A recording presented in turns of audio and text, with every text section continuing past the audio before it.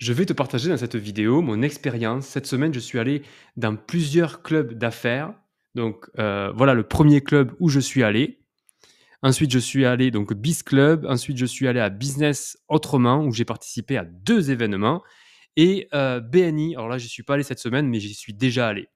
Et donc du coup, dans cette vidéo, je voudrais un peu partager le décalage que je ressens entre à la fois ma vie, online, voilà, branché aux États-Unis souvent, branché, sur des programmes, des formations assez avancées et ce décalage qu'on peut avoir avec, cette manière de faire beaucoup plus traditionnelle.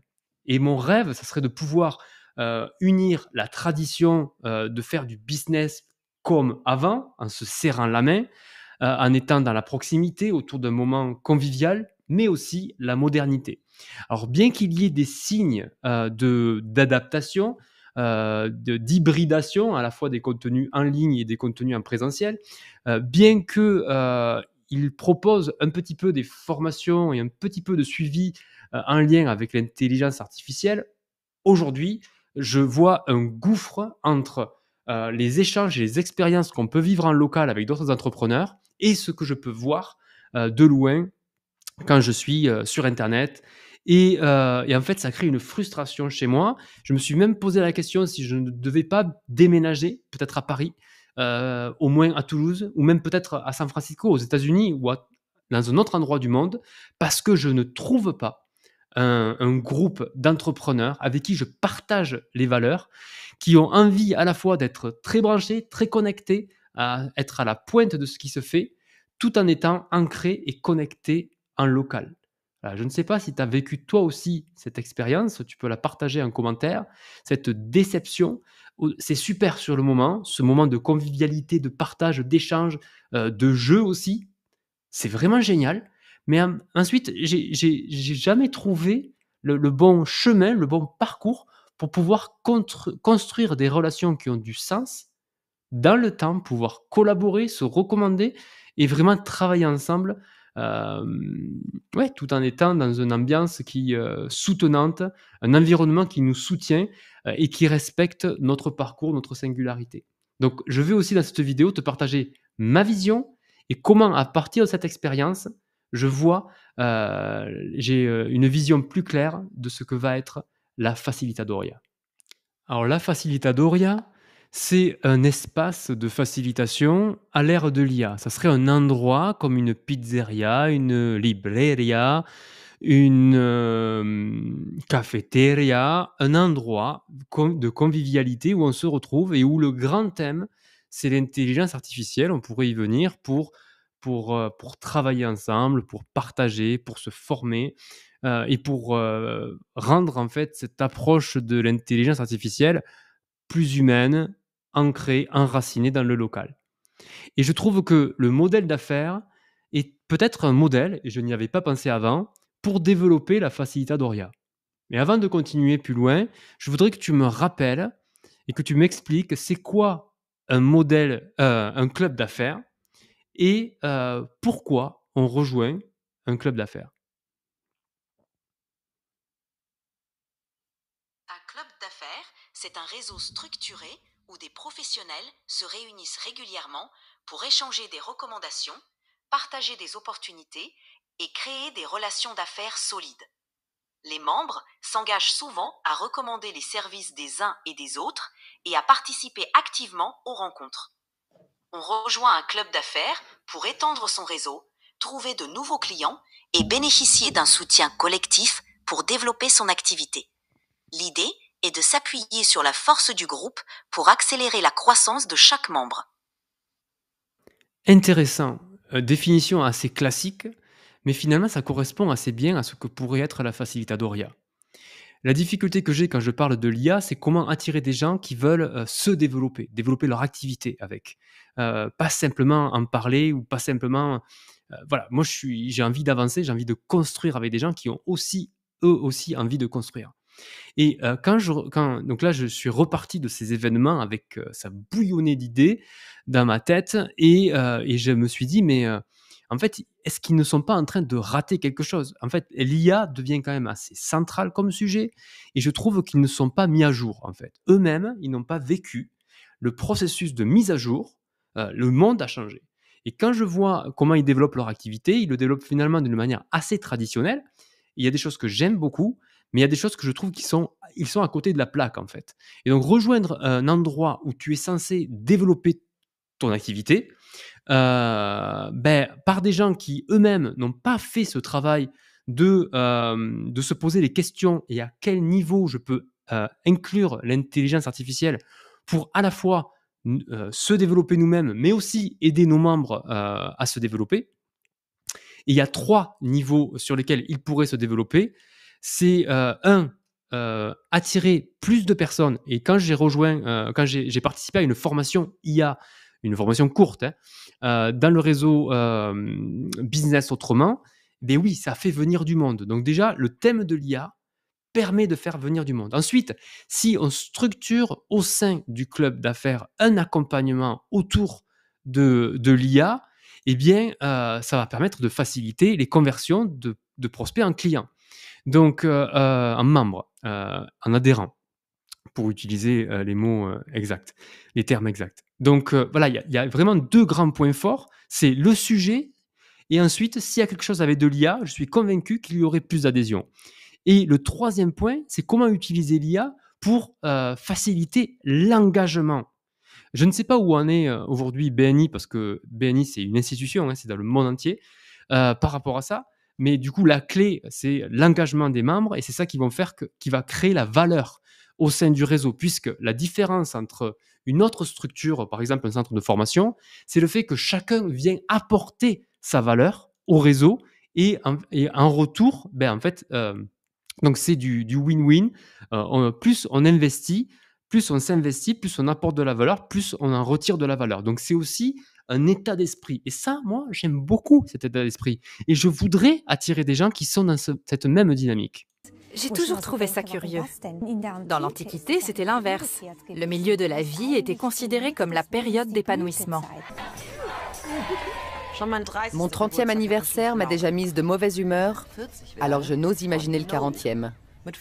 À 40 ans, on est plus jeune, c'est sûr, mais on n'est pas vraiment vieux non plus. On flotte en quelque sorte entre 2 âges. Je viens d'avoir 42 ans. Je pensais que j'allais éviter la crise de la quarantaine. Pourquoi? Parce que je m'étais posé, on va dire, tout un tas de questions. Et je pensais que, dès l'âge de 25 ans, et je pensais que la crise de la quarantaine, c'était pour les cadres bien placés qui s'étaient enfermés dans une vie et à 40 ans, ils commencent à se poser des questions. Et en fait, je me la suis pris aussi, moi, cette crise de la quarantaine. Et je te parle de ça parce que dans un club d'affaires, je trouve que oui, c'est des personnes qui sont à leur compte, ce sont des professionnels, mais c'est aussi des êtres humains. Et, et c'est toute cette vie, en fait. Et quand on devient indépendant, quand on veut monter son activité, c'est le fruit de tout un cheminement. Et cette richesse, bien souvent, elle n'est pas partagée. On est des humains et en fait aussi on se rend compte, et j'en ai eu la preuve cette semaine, c'est que les affaires, le fait que les choses se font vraiment, encore aujourd'hui, même à l'ère des réseaux sociaux, à l'ère de TikTok, les vraies affaires, elles se font avec des poignées de main. Les grands chefs d'entreprise, les dirigeants prennent l'avion, vont sur place, vont au restaurant et c'est là où ils font les meilleurs deals. C'est pas moi qui le dis, c'est eux. Et en fait, ça veut dire que le monde avance à toute vitesse, mais des fois, on va un peu trop vite et il faut trouver aussi le juste équilibre entre tradition et modernité. Et cette crise de la quarantaine, on la voit beaucoup aussi dans les professions des thérapeutes, des professionnels du développement personnel, du bien-être. Et moi-même, pendant longtemps, j'étais dans la catégorie des professionnels du bien-être. Et donc, j'étais devenu adhérent de cette association Regard sur le bonheur. Et là, du coup, je trouve que c'est un petit peu l'extrême. C'est-à-dire qu'il peut y avoir aussi des fois des clubs d'affaires où on parle trop d'argent, on est trop orienté business, mais en même temps, dans d'autres sphères, ici associatives, en fait, on ne parle pas assez business, en tout cas, c'est pas assez clair. Même si la vocation de Regard sur le bonheur, c'est de mettre en lien et de permettre aux professionnels de se rendre plus visibles. Et donc, il y a souvent un écart où, comme deux mondes, le monde où on travaille sur nous-mêmes, où on se remet en question, et le monde du business. Mais en fait, aujourd'hui, la réalité, c'est qu'on peut réconcilier les deux dimensions. Et la critique que j'ai à faire aussi, et aussi la raison pour laquelle cette semaine, j'ai pas adhéré à aucun des réseaux, c'est que c'est le phénomène de l'entre-soi. C'est-à-dire qu'à un moment donné, on se retrouve ensemble et le groupe, pour évoluer, parce qu'il veut garder l'acquis, et c'est toujours un passage délicat. Et pour cela, il y a vraiment besoin d'avoir quelqu'un un leader conscient et qui a des compétences aussi en facilitation pour que le groupe puisse changer. Parce qu'en fait, quand il y a un acquis, quand on a réussi par exemple quelque chose, mais c'est difficile de remettre en question les dynamiques du groupe pour pouvoir passer à l'étape supérieure. Et donc, je me rends compte que souvent, les groupes au départ, ils se lancent, il y a une super dynamique et ensuite ça stagne et après il y a une crise et tout cela, il faut bien le gérer. Et en fait, tout ça, ça requiert des compétences clés et souvent, c'est donc des compétences de facilitation. Est-ce que ça t'est déjà arrivé d'aller dans un endroit, de voir ce que fait un entrepreneur et juste tu as juste trop envie de lui donner des conseils et de lui dire quoi faire? Mais en fait, il n'est pas disposé à entendre ce que tu as à dire et par rapport à l'intelligence artificielle et au développement de ces associations, de ces clubs, ce que je me rends compte, c'est qu'aujourd'hui, on vit une telle révolution que c'est pas par de petits ajustements qu'on peut réussir. Il faut, même si, la mise en œuvre de la stratégie doit se faire, hem, doit être progressive, en amont, il faut un changement radical d'état d'esprit. Il faut vraiment vivre ce changement pour pouvoir, je veux dire embrasser cette époque et je ne suis pas sûr que les dirigeants de clubs, avec qui j'ai discuté, et je pourrais en reparler avec eux évidemment, ça sera avec grand plaisir, sont prêts à cela. Parce que ça nous demande de nous remettre beaucoup trop en question et c'est la raison pour laquelle je me dis que je suis un bon outsider avec la Facilitadoria. On peut vraiment arriver, changer les règles et faire quelque chose de complètement nouveau. Pourquoi? Parce qu'on n'a rien à perdre. On part de zéro. Et dans le monde de l'entreprise, ceux qui partent de zéro et ceux qui n'ont rien à perdre, ce sont bien souvent les plus dangereux. Et c'est aussi eux qui sont à la source de l'innovation. J'ai découvert dans le reportage que je t'ai partagé sur Arte le mot générativité. Donc la générativité, c'est ce moment où l'on sent que vivre pour soi ne suffit plus. Et quand tu comprends que ce que tu construis aujourd'hui, tu le construis aussi pour ceux qui viendront après toi, et c'est pas forcément toujours des enfants, c'est aussi transmettre, ouvrir un lieu, laisser une trace, éveiller, prendre le relais de ceux qui t'ont précédé, heu, aider les autres, faire quelque chose qui a du sens. Et moi, je suis dans cette crise de quarantaine à me dire: «OK, j'ai encore 20 ans au moins de ma vie, j'ai un gros chapitre, qu'est-ce que je vais en faire?» Et aujourd'hui, je vois cette intelligence artificielle qui va bouleverser notre monde avec une perte de repères. Je vois aussi que ça va avoir un gros impact au niveau économique et j'ai vécu ces difficultés ces difficultés économiques et je sais à quel point ça peut être difficile et je ne veux laisser personne sur le bord de la route par rapport à ça. Donc comment offrir un environnement, du soutien? Il y a aussi cette grande question, de l'inclusion. Aujourd'hui, oui, il y a ceux qui sont experts en tech qui vont surfer sur la vague, qui aujourd'hui profitent de ces mannes financières, mais et c'était un autre reportage que je conseille sur Arte qui est, «Les femmes riches ne courent pas les rues». Et là encore, les femmes sont sous-représentées dans ces métiers, et ces activités en lien avec l'IA. On parle aussi des enfants, des personnes les plus vulnérables, mais aussi celles et ceux qui ont besoin de présence, de présentiel. Donc dans la démarche de la Facilitadoria, c'est beaucoup l'inclusion. Comment on peut, ensemble faire des choses et aussi, respecter, qui on est, nos valeurs, mais aussi notre équilibre, notre santé. Est-ce que toi aussi tu as vécu cette fameuse phase de la quarantaine ou peut-être que tu redoutes de la vivre? Dis-moi-le en commentaire. Pendant longtemps, j'ai fait un peu l'erreur de vouloir séparer ma vie personnelle, ce que je faisais au quotidien, ma vie professionnelle, ce que je montrais au monde. Et je me suis rendu compte qu'avec le temps, ça m'a usé. Ça a usé ma santé physique. Et c'est comme si j'avais besoin de jouer un rôle en permanence et j'arrivais pas à être clair avec moi-même parce que j'étais pas clair avec les autres. Et aujourd'hui, j'ai vraiment envie de tout changer. Et une des grosses erreurs c'est que j'attendais d'être trop parfait, de correspondre aux attentes. Enfin voilà, c'était Voilà, bon, j'espère que tout ça c'est du passé et je partage, sur cette chaîne YouTube La Facilitadoria et tu le vois, j'essaie d'être le plus transparent et le plus authentique possible. J'ai partagé une première vidéo donc sur notre premier café IA et je vais continuer à partager du contenu, mon expérience, mon aventure. Je vais en fait, à la fois réfléchir tout en construisant en public. C'est une stratégie, c'est une méthode. C'est de te montrer en fait le processus de comment on fait ensemble et c'est aussi de cette manière-là que, j'espère, en tout cas, c'est ce qu'on dit, c'est ce que disent celles et ceux qui appliquent cette approche, c'est qu'on peut attirer, les bonnes personnes avec qui on a vraiment envie de travailler, avec qui on a vraiment envie de collaborer. Donc si, cette approche t'intéresse, dans le groupe WhatsApp, contacte-moi, on va, mettre en place un groupe de personnes qui veulent, appliquer cette méthodologie parce qu'en fait et c'est ça aussi le club d'affaires, c'est qu'il y a tout dedans. Il y a à la fois comment on travaille, l'intimité de notre travail, mais aussi comment on se rend visible. Donc là, on est un peu à un moment où j'ai envie de tout décloisonner pour s'ouvrir à de nouvelles possibilités. Mais il y a un risque, à se lancer avec ce type de modèle d'affaires. Peut-être que tu y penses toi aussi à un modèle de groupe, à un modèle de club ou de communauté et pourquoi? Parce qu'il faut déjà amorcer une dynamique. Il faut déjà avoir construit un socle de valeurs. Il y a comme une base à avoir et c'est pas le plus facile et je m'y prends en fait pas de la bonne manière, mais c'est comme si je pouvais pas faire autrement.